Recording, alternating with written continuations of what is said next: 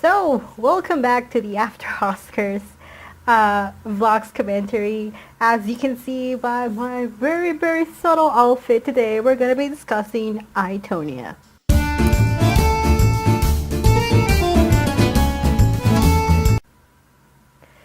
So, I have the video for this, but it got corrupted, so I had to redo it, which is one of the reasons why I haven't uploaded in a really long time. It was a bit discouraging that it just got corrupted, and I was a bit down for it. But okay, I'm back. Let's do this again. Tonya Harding style.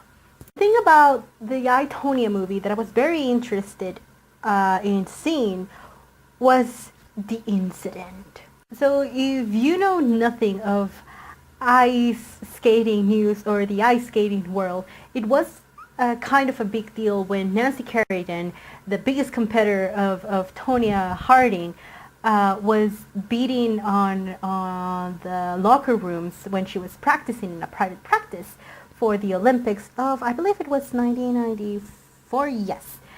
And the cute thing about this is, at the time I was like 2. It was 1994. I was a sweet little baby.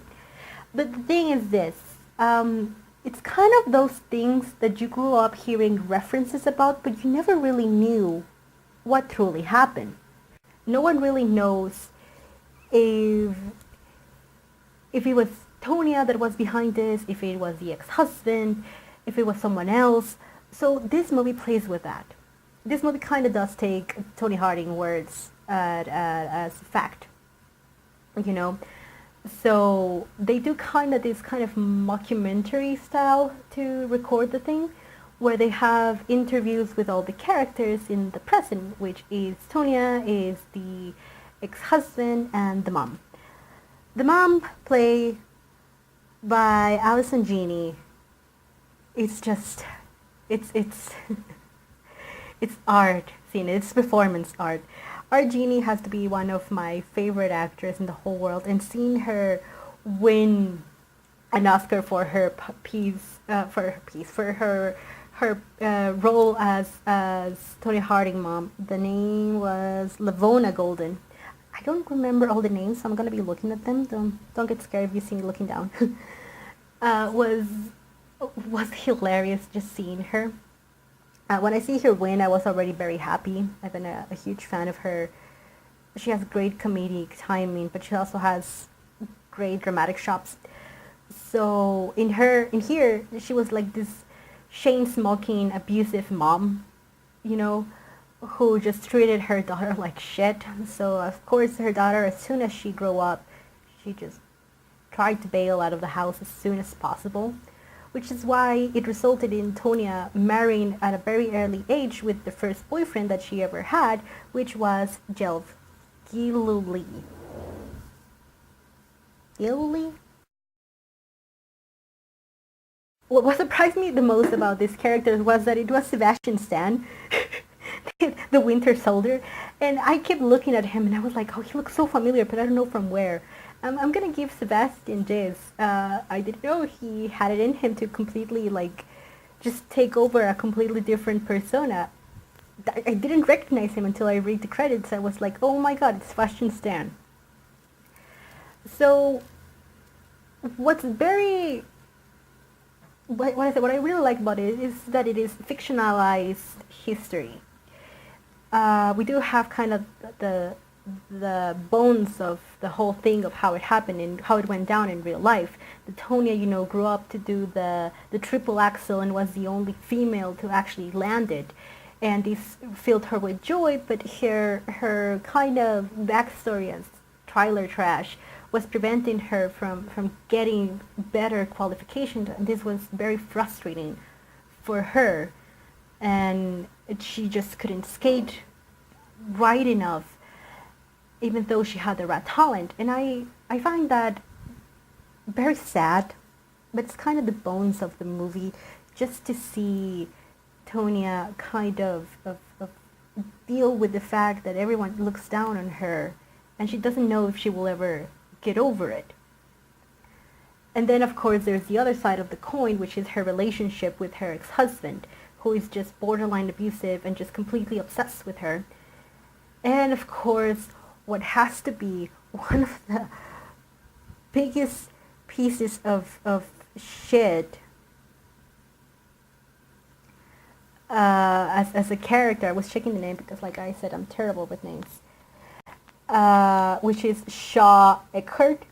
Shawn Eckhardt it has to be one of the weirdest characters I have ever seen in a movie. What makes it even more interesting is that it's a real person. They do portray the real interviews at the end of the movie with the real people, like Tonya, and the time that she landed her triple axel, which it's very nostalgic. Even though I wasn't aware of it at the time, it still feels nostalgic and a bit sad, to see this, like, the highest of highest of a person knowing that it's all gonna go downhill after that. But anyways, they do also show Shawn. Has to be one of the weirdest people ever, because he, if you haven't seen the movie, he was the friend of the ex-husband who actually pretty much facilitated the whole attack on Nancy Kerrigan. And he was just like this fat slob that lived with his mom. And it's like, no, I'm a bodyguard. I'm an expert in anti-terrorism, and I know what's going on at all times. I'm very smart. And you can see it's just like, okay, I didn't want to use this language, but it's really what it's for. To call these people that when you see them, it's like a fat sack of shit. Sorry. And the actor that portrays him, he does look like that. He just looks like this very unpleasant kind of people that you just want out of your life, but it's always there. This kind of like infuriating people that it's always bringing with their mouth open, like, yeah, I'm an anti-terrorist.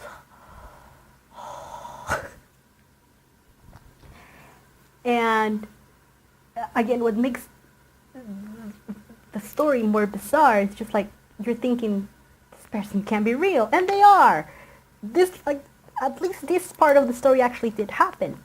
The whole attack, or the event that happened with Nancy, was that Tonya started receiving death threats. And then it turns out, at least in the movie, that the person that sent the death threat was the husband. Or no, it was Shawn.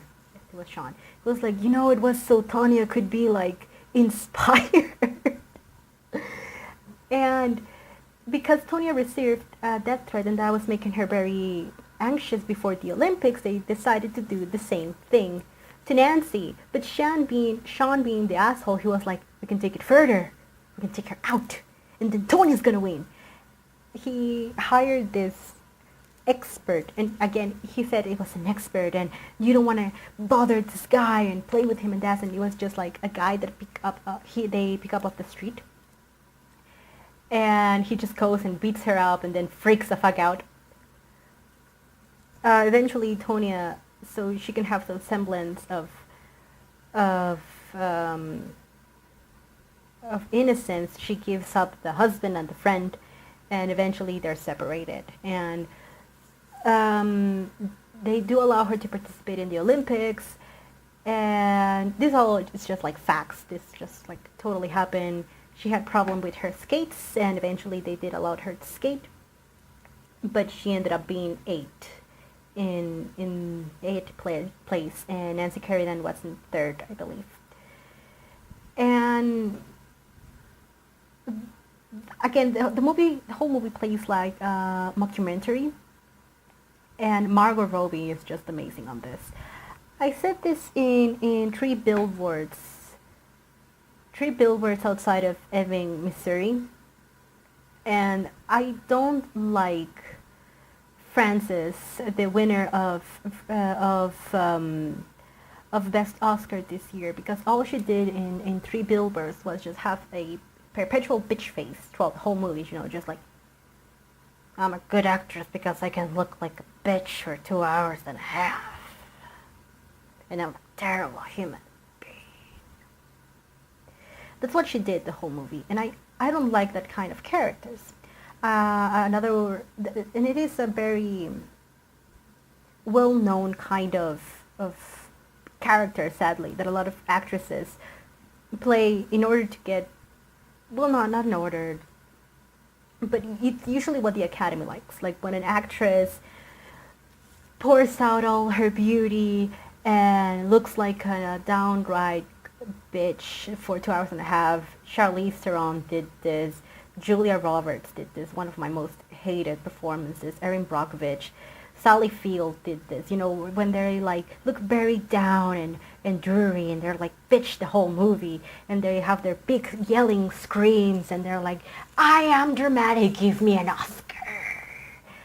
And Frances McDormand did this and I did not like it. I thought that Margot Robbie was better because she was not that good of a person. Tonya was not that good of a person, but she had, this is going to sound so cliche, but she had a dream.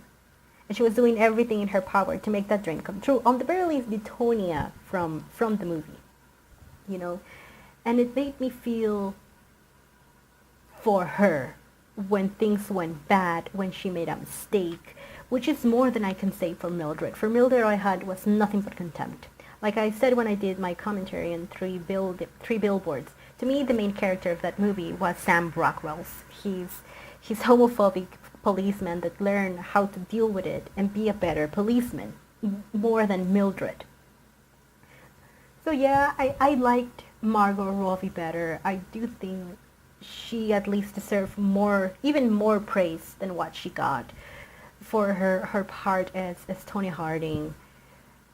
Also, the soundtrack was all kinds of 80s. It was great. I love it.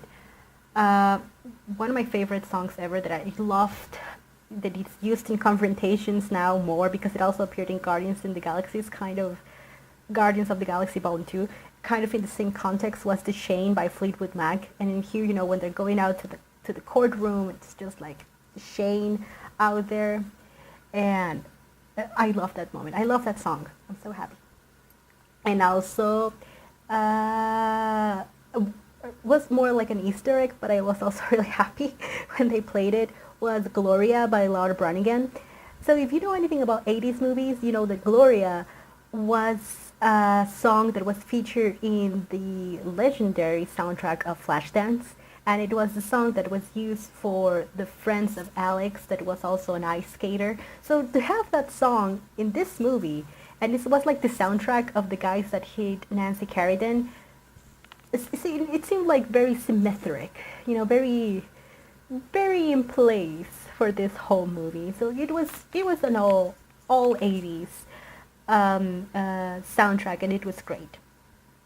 What can I say? This was a movie that I really wanted to see. Movies that are taken out from real life events are very tricky because they can be very either glamorized or romanticized. But the cool thing that they did with this one is that it was a mockumentary.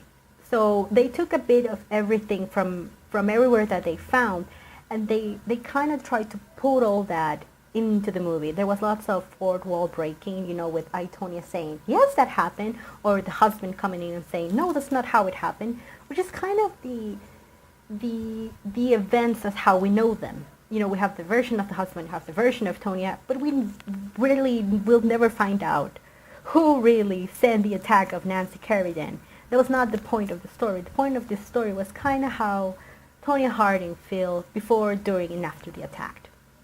And that's what we got. Highly entertaining. I loved all the performances here. Like I said, Sebastian Stan, Allison, Margot, and the guy that plays Sean. They're all amazing. And if you want to see a good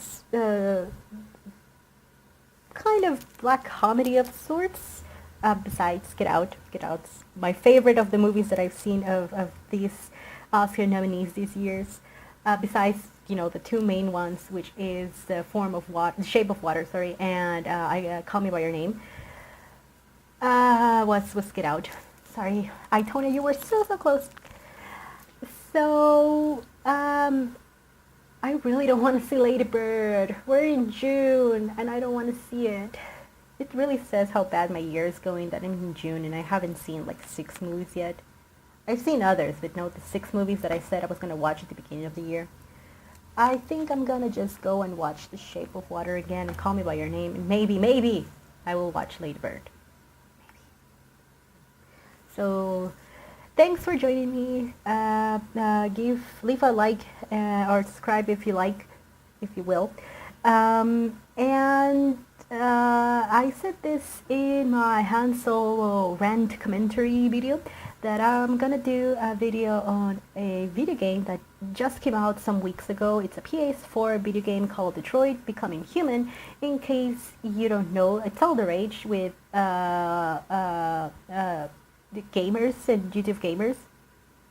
And I don't have a PS4, but because of the magic of YouTube and the internet, I am able to see the playthrough of a lot of YouTubers and a lot of the ways that this game can, the outcomes of the video game. And the reason why I'm talking about it is because I want to focus on the storytelling of this video game. It's a Quantic Dream video game. They're very focused in making pretty much interactive kind of movies, more than video games. And this one I would think is their best video game so far.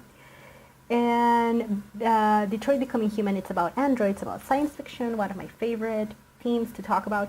So there are some things that I want to discuss it, so if you're interested, please join me next time. And as always, thanks for watching. Bye.